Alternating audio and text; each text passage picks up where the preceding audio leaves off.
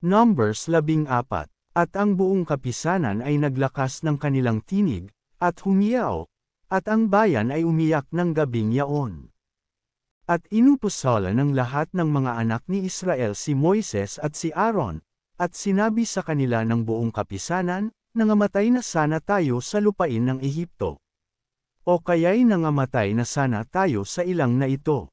At bakit kaya tayo dinala ng Panginoon sa lupain ito, upang tayo'y mabuwal sa tibak? Ang ating mga asawa at ang ating mga anak ay magiging mga huli, hindi ba magaling sa atin na tayo'y magbalik sa Ehipto? At nagsangusapan sila, tayo'y maglagay ng isang kapitan at tayo'y magbalik sa Ehipto. Nang magkagayon, si Moises at si Aaron ay nagpatira pa sa harap ng buong kapulungan na kapisanan ng mga anak ni Israel. At hinapak ni Josue na anak ni Nun, at ni Caleb na anak ni Jephone, na mga kasamang tumiktik sa lupain, ang kanilang mga suot. At sinalita nila sa buong kapisanan ng mga anak ni Israel, na sinasabi, ang lupain na aming dinaanan upang tiktikan ay isang napakainam na lupain. Kung kalulugdan tayo ng Panginoon ay dadalhin nga niya tayo sa lupain yaon, at ibibigay niya sa atin, na yao'y lupaing binubukalan ng gatas at pulot. Huwag lamang kayong manghimagsik laban sa Panginoon, ni matakot sa bayan ng lupaing yaon, sapagkat sila'y tinapay sa atin, ang kanyang kalinga ay inilayo sa kanila, at ang Panginoon ay sumasaatan, huwag kayong matakot sa kanila. Datapwat tinangka ng buong kapisanan na pagbatuhanan sila. At ang kaluwalhatian ng Panginoon ay lumitaw sa tabernakulo ng kapisanan sa lahat ng mga anak ni Israel. At sinabi ng Panginoon kay Moises, hanggang kailan hahamakin ako ng bayang ito? At hanggang kailan hindi sila mananampalataya sa akin, sa lahat ng mga tanda na aking ginawa sa kanila? Aking sasaktan sila ng salot, at hindi ko sila pamamanahan at gagawin kita na isang bansang malaki at matibay kaysa kanila. At sinabi ni Moises sa Panginoon, kung gayo'y mababalitaan ng mga taga-Ehipto, sapagkat isinampa mo ang bayang ito ng iyong kapangyarihan sa gitna nila. At kanilang sasaysayan sa mga tumatahan sa lupaing ito. Kanilang nabalitaan na ikaw Panginoon, ay nasa gitna ng bayang ito, sapagkat ikaw Panginoon, ay napakita ng mukhaan, at ang iyong ulap ay nakatindig sa ibabaw ng mga yaon, at ikaw ay nangunguna sa kanila, sa isang halijing ulap sa araw, at sa isang halijing apoy sa gabi. Kung iyong papatayin nga ang bayang ito na parang isang tao, ay magsasalita nga ang mga bansang nakabalita ng iyong kabantugan na sasabihin. Sapagkat hindi madadala ng Panginoon ang bayang ito sa lupain, na kanyang isinumpa sa kanila, kaya't kanyang pinatay sila sa ilang.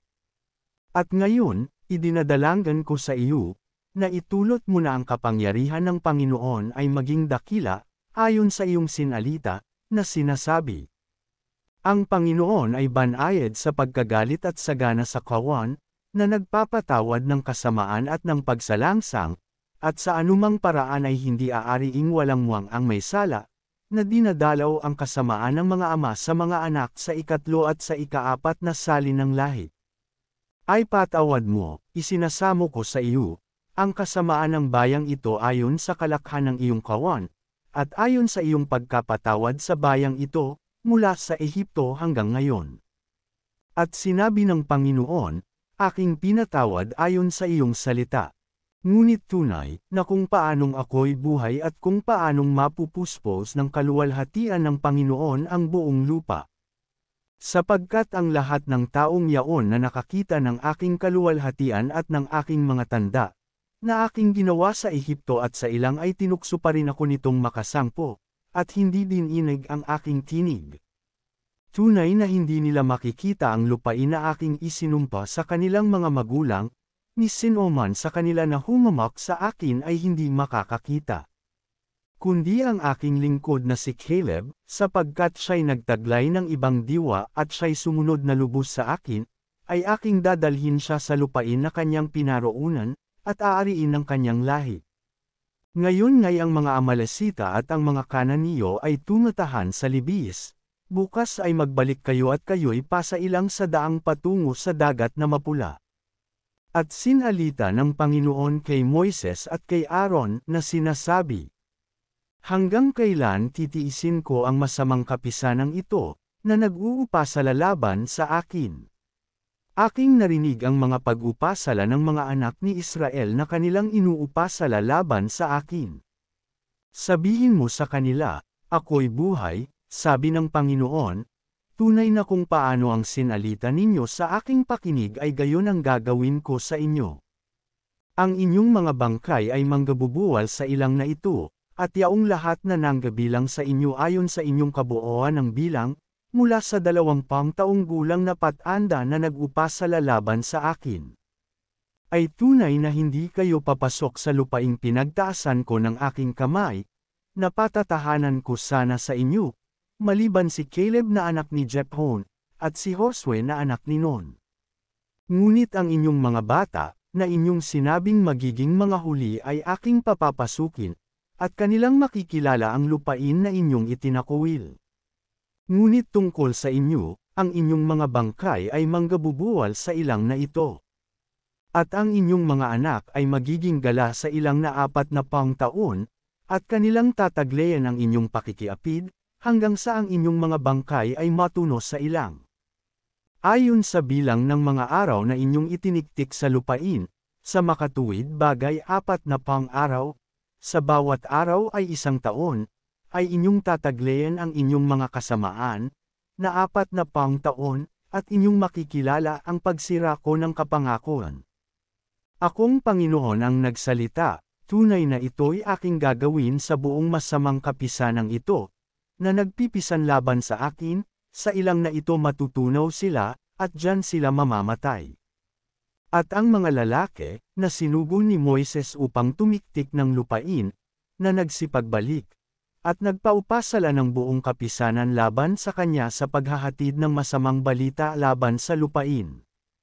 Sa makatuwid bagay ang mga taong yaon na nagsipaghatid ng masamang balita ng lupain, ay nangamatay sa salot sa harap ng Panginoon.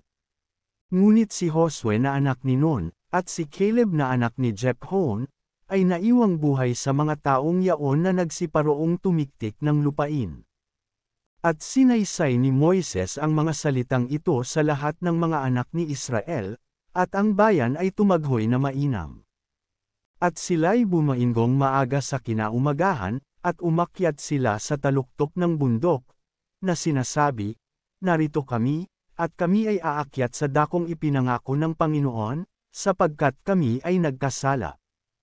At sinabi ni Moises, bakit sinasalangsang ninyo ngayon ang utos ng Panginoon, sa bagay ay hindi ninyo ikasusulong? Huwag kayong umakyat, sapagkat ang Panginoon ay wala sa gitna ninyo, upang huwag kayong masaktan sa harap ng inyong mga kaaway. Sapagkat nandoon ang mga Amalesita at ang mga Kananiyo sa harap ninyo, at kayo'y manggabubuwal sa Tebak, sapagkat kayo'y humiwalay sa pagsunod sa Panginoon, kaya't ang Panginoon ay wala sa inyo. Ngunit sila'y nagpumilit umakyat sa taluktok ng bundok, gayon may ang kaba ng tipan ng Panginoon, at si Moises ay hindi nagsilabas sa kampamento.